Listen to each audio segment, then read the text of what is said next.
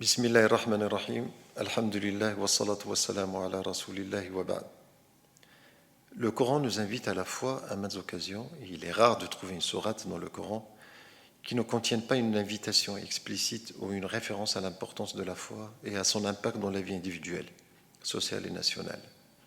Allah dit dans sourate Nisa: يا أيها الذين آمنوا آمنوا بالله ورسوله والكتاب الذي نزل على رسوله والكتاب الذي أنزل من قبل ومن يكفر بالله وملائكته وكتبه ورسله واليوم الآخر فقد ضل ضلالا بعيدا. Ô vous qui avez cru, croyez en Allah, en son messager, au livre qu'il a fait descendre sur son messager et au livre qu'il a fait descendre avant. Quiconque ne croit pas en Allah, en ses anges, en ses livres, en ses messagers, et au jour dernier s'égare loin dans l'égarement. Le Coran abonde en appel du miséricordieux à l'adoration de la plus grande qualité. La foi qu'Allah a rendue conditionnelle à l'acceptation des actions et des actes d'adoration, en récompensant ceux qui la détiennent avec une meilleure éthique, comportement et rétribution. Allah dit dans sourate An-Nisa: ومن يعمل من الصالحات من ذكر أو أنثى وهو مؤمن فأولئك يدخلون الجنة ولا يظلمون نقيرا. Et quiconque fait de bonnes œuvres, qu'il soit homme ou femme, tout en étant croyant, ceux-là entreront au paradis et on ne leur fera aucune injustice, ne serait-ce qu'à l'échelle d'un noyau de dattes. Allah dit aussi dans sourate Nahl: من عمل صالحا من ذكر أو أنثى وهو مؤمن فلنحيينه حياة طيبة ولنجزينهم أجرهم بأحسن ما كانوا يعملون. Quiconque fait de bonnes œuvres, qu'il soit homme ou femme, tout en étant croyant, nous lui ferons vivre une bonne vie et nous les récompenserons certes par leur récompense pour les meilleures de leurs actions. Il est évident que la foi réside dans la puissance, la capacité, la connaissance, la grandeur, la domination, la sagesse, la justice, le pardon, la miséricorde, la constance et le soutien divin. La foi est la véritable vie pour l'humanité. Sans elle, on est comme mort. Allah dit dans sourate Al-An'am: أَوَمَنْ كَانَ مَيْتًا فَأَحْيَيْنَاهُ وَجَعَلْنَا لَهُ نُورًا يَمْشِي بِهِ فِي النَّاسِ كَمَنْ مَثَلُهُ فِي الظُّلُمَاتِ لَيْسَ بِخَارِجٍ مِنْهَا. Celui qui était mort et que nous avons ramené à la vie et à qui nous avons assigné une lumière grâce à laquelle il marche parmi les gens. Et pareil à celui qui est dans les ténèbres sans en sortir.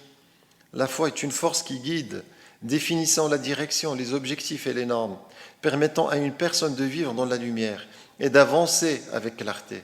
Allah dit dans sourate Taghabun: وَمَنْ يُؤْمِنْ بِاللَّهِ يَهْدِ قَلْبَهُ. Et quiconque croit en Allah, il guide son cœur. La foi est une force qui oriente, éclairant le chemin à suivre, permettant à l'individu de progresser avec discernement. Allah dit dans sourate Ali Imran: وَمَنْ يَعْتَصِمْ بِاللَّهِ فَقَدْ هُدِيَ إِلَى صِرَاطٍ مُسْتَقِيمٍ. Et quiconque s'attache à Allah, il est certes guidé vers un droit chemin. La foi éclaire le chemin et apporte la tranquillité et la sérénité, éloignant le croyant de l'anxiété et de la confusion, des soucis et de la tristesse, ainsi que de tout conflit intérieur. Allah dit dans sourate Ar-Ra'd: الذين آمنوا وتطمئن قلوبهم بذكر الله ألا بذكر الله تطمئن القلوب. Ceux qui ont cru et dont les cœurs se tranquillisent à l'évocation d'Allah. N'est-ce pas par l'évocation d'Allah que se tranquillisent les cœurs? Et Allah a dit subhanahu wa ta'ala fi surat al-Hajj: وَمَنْ يُشْرِكْ بِاللَّهِ فَكَأَنَّمَا خَرَّ مِنَ السَّمَاءِ فَتَخْطَفُهُ الطَّيْرُ أَوْ تَهْوِي بِهِ الرِّيحُ فِي مَكَانٍ سَحِيقٍ. Et quiconque associe à Allah, c'est comme s'il était tombé du ciel, puis les oiseaux l'avaient emporté, ou qu'un vent l'avait précipité dans un abîme inaccessible. Il n'y a de divinité digne d'adoration qu'Allah, une grande parole pour laquelle la création a été créée, les prophètes ont été envoyés, les livres ont été révélés, le paradis et l'enfer ont été créés. Croire en elle et en ses exigences est l'un des plus grands devoirs. D'après Abu Sa'id al-Khudri radiyallahu anhu, le prophète Muhammad sallallahu alayhi wa sallam a dit: Moussa a dit: Oh Allah, enseigne-moi quelque chose pour laquelle je puisse te rappeler et te prier. Allah dit: Ya Moussa, dis, il n'y a de divinité digne d'adoration qu'Allah. Moussa dit: tous tes serviteurs disent cela. Allah dit: Ya Moussa, si les 7 cieux et tout ce qu'ils contiennent d'un côté, et il n'y a de divinité digne d'adoration qu'Allah de l'autre côté, cela pencherait du côté il n'y a de divinité digne d'adoration qu'Allah Azza wa Jal. Serviteur d'Allah, il est essentiel que chaque croyant cultive cette foi en lui-même, celle qui engendre la crainte et la révérence envers Allah, l'amour pour Allah et l'espoir en lui. Cette foi purifie les âmes, édifie le caractère, guide le comportement et propage le bien. Cette foi grandit avec les actes d'adoration tels que la prière, le jeûne, le pèlerinage, la charité, la récitation du Coran, la contemplation de la création d'Allah. Et bien sûr, elle diminue avec les péchés, jusqu'à ce que l'homme marche parmi les gens avec un grain de foi dans son cœur. Le développement de la foi et de la spiritualité constitue l'une des plus grandes garanties de la communauté musulmane, renforçant son unité et sa cohésion. Elle rassemble les peuples, les tribus, les races et les langues au sein d'une seule communauté qui adore le Dieu, Allah Azza wa Jal, le Dieu unique, suit le prophète unique, Muhammad sallallahu alayhi wa sallam, et croit en le livre unique, Al-Qur'an al-Azim. De plus, elle régule les perceptions, les actions et les comportements conformément à des valeurs unifiées visant le bonheur de l'individu dans ce monde et dans l'au-delà. Il est rapporté qu'Abu Bakr radiallahu anhu a nommé Omar ibn al-Khattab radiallahu anhu comme juge de la ville de Médine. Omar a passé une année entière sans qu'aucune dispute ne soit portée devant lui, sans qu'aucune séance judiciaire ne soit tenue. À ce moment-là, Omar a demandé à Abu Bakr de le libérer de cette responsabilité judiciaire. Abu Bakr radiallahu anhu lui a demandé: veux-tu être libéré de la charge judiciaire en raison de la difficulté qu'elle représente? Omar a répondu: non, ya Khalifata Rasulillah sallallahu alayhi wa sallam, mais je n'ai pas besoin de juger parmi un peuple de croyants. Chacun d'entre eux connaît ses droits et ne demande pas plus que ce qui lui est dû. Quant à ses devoirs, ils ne les négligent pas. Ils aiment pour leurs frères ce qu'ils aiment pour eux-mêmes. S'il est absent, ils le recherchent. S'il tombe malade, ils lui rendent visite. S'il connaît des difficultés, ils l'assistent. S'il a besoin d'aide, ils l'aident. S'il subit une injustice, ils le soutiennent et le réconfortent.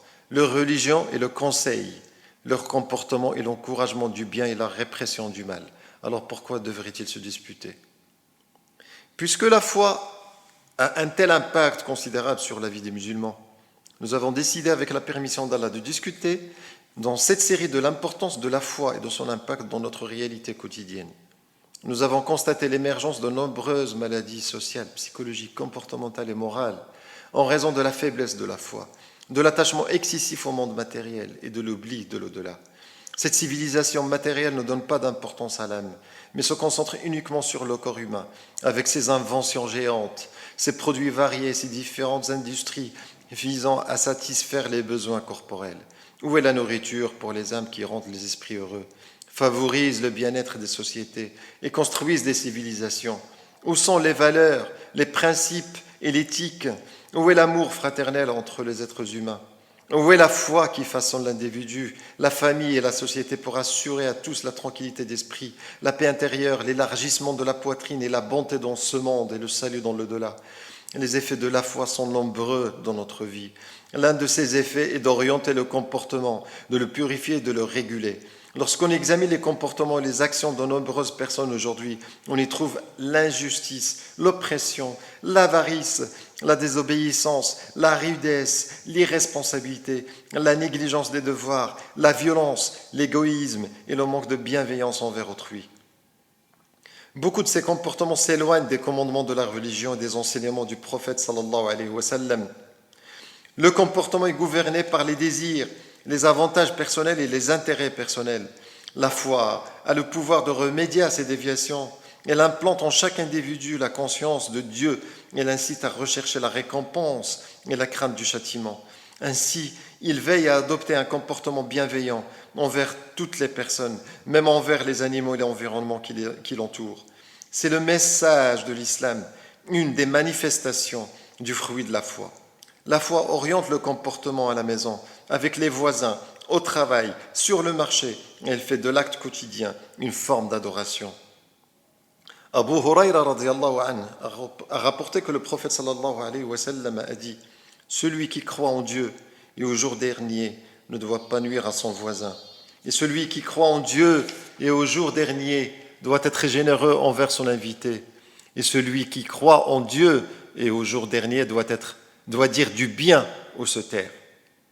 De même, Abu Dharr radiyallahu anhu a rapporté que le prophète sallallahu alayhi wa sallam a dit « Ne méprisez pas la bienfaisance, même si ce n'est qu'un sourire envers votre frère. » La foi nous encourage également à adopter un comportement bienveillant envers toutes les créatures.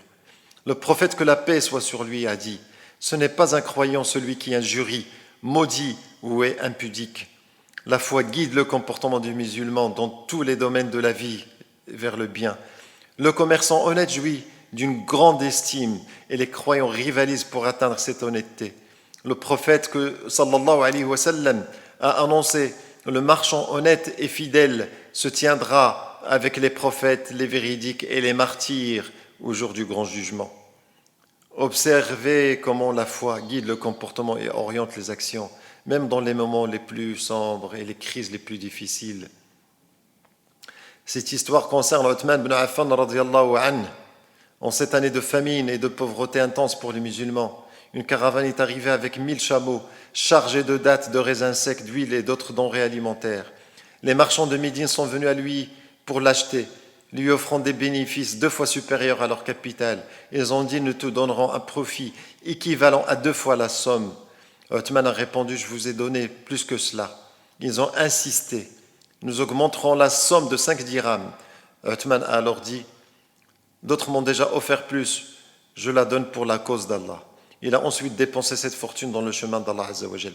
Si ce n'était pas pour la foi, la cupidité, l'avidité et l'exploitation des besoins et des circonstances des gens prévaudraient.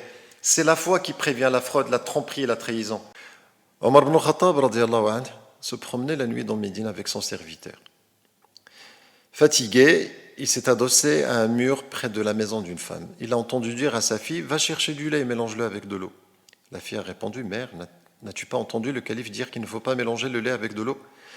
La mère a répondu « Mais Omar ne nous voit pas. » Et la fille a répliqué « Mais le Seigneur de Omar nous voit. » Lorsque le calife a entendu cela, il a ordonné à son serviteur de trouver la maison. Le lendemain matin, il a marié son fils Hassan à cette fille. Elle a connu son Seigneur, compris la signification de le servir et les comportements qui doivent être observés.